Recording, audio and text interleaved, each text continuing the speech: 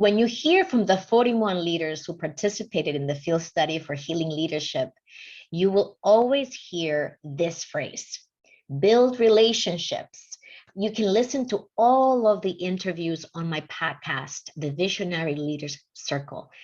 All of the qualities that I'm sharing on these videos, you can find them at executivebound.com/strategies, because I want to make sure that they're all in one place for you to consume. If you missed any of the previous videos on qualities 1 through 12, please visit executivebound.com/strategies.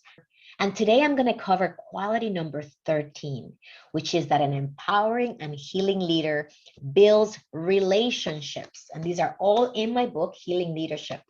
I'm sharing this with you in a piecemeal so that as you hear these qualities and skills, you first assess whether or not you are already doing these.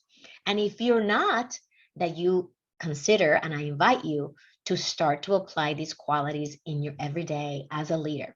The difference is going to be massive. I know that my leaders and the members of our programs are using these qualities, and the results that they're seeing, how they are connecting with their folks, how they are leading powerfully, how they're getting results, which is one of my mottos is I am a results-focused coach. You will also see results when you begin to apply these qualities and these skills that leaders must possess to lead in a way that is powerful. And by powerful, I don't mean from the ego. I mean from the impact that you have, the influence that you have, and your ability to get things done. So today's quality number 13 is all about building relationships. Since I graduated college, I remember attending a workshop. I was part of Inroads, which is a program that helps minority teenagers and young people to learn certain skills that, because of our upbringing, because we did not have a lot of opportunities growing up, we may not have been exposed to. So Inroads helps us kind of get on a track. And once we're on that track, it's really up to us to go with it. So the workshop at the time was on networking. And I remember that workshop so vividly because the gist that I got from the workshop is that building relationships in business is absolutely essential.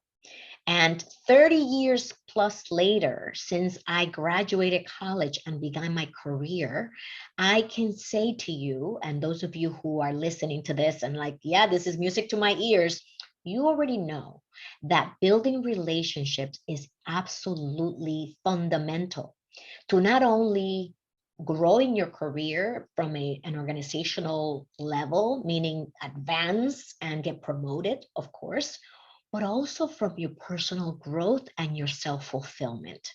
I don't know anyone who to this point considers himself to be a successful professional who has not developed really deep connections and relationships in the workplace. It's impossible to be a successful person and not have built relationships around you.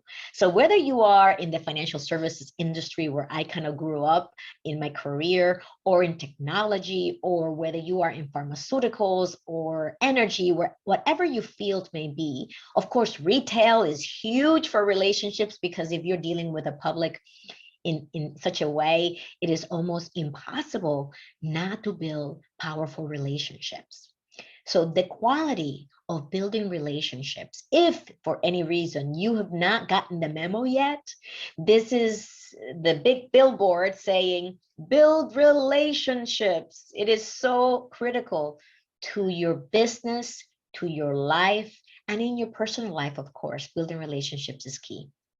Now, what gets in the way of building relationships? Let's just talk about that for a little bit. In many cases, and I'm going to go to a dark place perhaps, but hang in there with me. Sometimes we don't want to be seen. We don't want people to know our business. Does this resonate with you? So what happens in those cases is we tend to keep to ourselves. And in the process, we create an isolation from everyone else. If you're feeling alone or lonely or isolated or not welcomed, I want you to stop for a minute and ask yourself the question, have I isolated myself? Have I been the one with my guard up? Because in a way, I don't want people to know my business.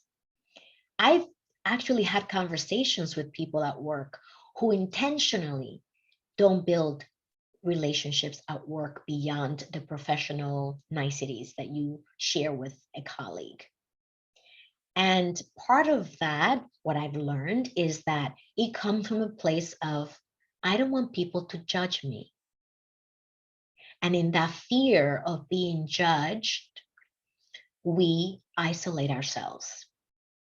Now, I know there's people who are introverts and extroverts and all of that, but whether you are one or the other or an ambivert like me, where you are very, very happy as an extrovert and also very happy as an introvert, if you are in a situation where you find yourself that you don't have the types of relationships that you wish you had, or that you're kind of on the lonely side of things, or that you don't have as many friends in your private life, consider how much of that has to do with you and your decision, or maybe unbeknownst to you, to keep everything to yourself. So I'm both kind of bringing it up as a subject, but also making you an invitation that if you want to shift what is currently happening as a coach, as your coach in this moment, I invite you to explore what would it look like if I were to open up to people who seem open to me, meaning not everybody's going to be receptive and open to you. But in life, we meet certain people who seem to have an open mind, who seem to be kind, who don't seem to have an agenda of sorts, and who you would want to befriend, even though we're grown-ups. I know some people say, I have enough friends, I don't need another friend. I think that's BS. It's an excuse to keep yourself small, in my opinion. But regardless of how you feel right now, consider if maybe you want to open up and let people in your life, professionally and also personally. Of course, personally, you can only imagine what the impact would be. That means that you're truly putting yourself out there, you're being authentic, and you're letting other people into your world. If you meet people who are curious, they really want to know who you are and what you're about. If you start to make those interactions and you become very skeptical about what people want, just notice that you have your guard up. And as you get to know the other person and you feel like you can trust them more, then begin to lower your guard. I don't know why this is coming through as I do this video for you, but I know that for some of my clients, especially people who are talented and successful, sometimes you feel like you're a bit isolated, that you're on your own a lot, and that you don't have as many people as other people seem to have. And it's a combination, I believe, of choosing to be that way and to keep your circle small but high quality. And also that could be a possibility that you could be putting yourself out of the race, that you are actually stepping on the sidelines and choosing not to mix it up. I'm inviting you to be curious as to what it is for you, and leave me a comment. Let me know if this resonates with you. At the end of the day, building relationships in your personal life and in your professional life is going to give you the most fulfillment, because in those relationships and interactions is where we get to meet our human needs for certainty, for variety, meeting new people with new ideas, being exposed to new things, our need for significance, our need for connection. just the sense of belonging and connecting with other people who may have similar interests, or perhaps who you share a hobby with, or you work with, and you are both facing, or more than both of you, but you as a team may be facing similar challenges, and also similar in the things that you enjoy at work, right? Doing the work that you're doing every day. And so the last two needs is the needs for growth and the need for contribution. When we build relationships, we are meeting a need for learning and growing, and perhaps people who may trigger us, we may notice, wow, that person said something that triggered me. What is that? Where is that coming from? It is when we're in relationship that we do the most growth and also the most contribution. It's hard for me to contribute to people unless I'm here, right? Putting myself out there, relating to you, even if it's through a video, and sharing my insights through a video. So contribution is one of the human needs of the spirit, where you feel more fulfilled when you are of service to other people, which is what I'm doing when I am shooting my videos and sharing them with you. And I, quite frankly, had to let go of fear of judgment, because I couldn't share my insights and golden nuggets with you from my 30 years of experience and my expertise as a leadership coach and career strategist and transformational speaker and author if I didn't set aside the fact that some people may judge me, and it doesn't matter if they do or not. Quite frankly, it's inconsequential to me. When I focus on contribution, and when I focus on being of my best service to the people around me, and helping my clients and helping my potential clients and my community and my network to grow and support them any way that I can, that sense of contribution allows me to not worry about what people may say or think.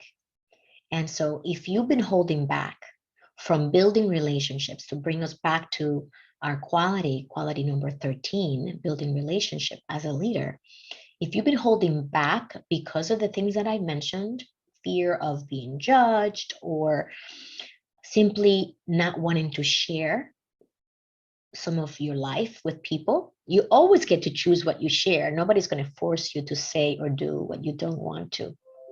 So from that stand, I invite you to build those relationships from a place of contribution, and to think of how you will be helping other people who you are interacting with. Because I have to imagine that if you're here with me, you're somebody who's kind of on a journey, right, to growth and development, and that there is an interest from your part to become a better leader, the leader that you know you have the potential to be.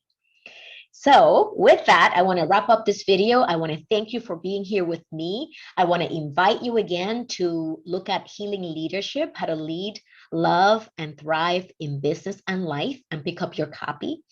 I'll leave you the details of how to do that here. And you know, you can always find me at callwithginny.com. I hope you're enjoying these videos, and I can't wait to hear from you so that I can also learn from your takeaways. I'll see you soon.